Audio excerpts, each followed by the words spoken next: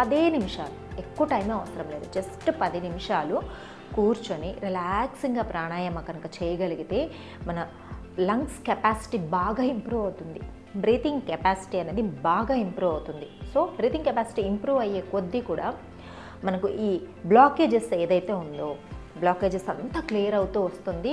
అస్సలు మనకు కొంచెం కూడా ఇబ్బంది ఏమీ లేకుండా ఈ ప్రాబ్లం నుంచి బయటకు వచ్చేసేయచ్చు. సరే, కపాలభాతి ప్రాక్టీస్ ఏంటి అంటే ఫోర్స్ఫుల్గా ఎక్సైల్ చేస్తాం. పొట్ట మజిల్స్ లోపలికి వెళ్ళాలి, గాలి బయటికి వెళ్ళాలి, ఫోర్స్ఫుల్గా జరగాలి. ఒక సెకండ్కి ఒక స్ట్రోక్ లాగా రిలాక్సింగ్గా చేయాలి. ఫస్ట్ నేను ఒక 10 స్ట్రోక్స్ చేసి చూపిస్తాను, చూడండి.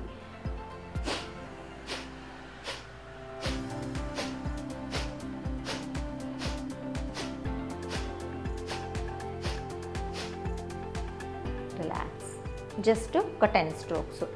ఇలా డైరెక్ట్గా ఫోర్స్ఫుల్గా రావట్లేదు అంటే పొట్ట మీద మన చేతులు ఉంచుకొని ఎగ్జైల్ అవుతున్నప్పుడు పొట్టని కొంచెం లోపలికి నెడుతూ ఎగ్జైల్ మీద మాత్రమే ఫోకస్ చేయాలి. ఇన్హలేషన్ అనేది ఆటోమేటిక్గా జరిగిపోతూ ఉంటుంది.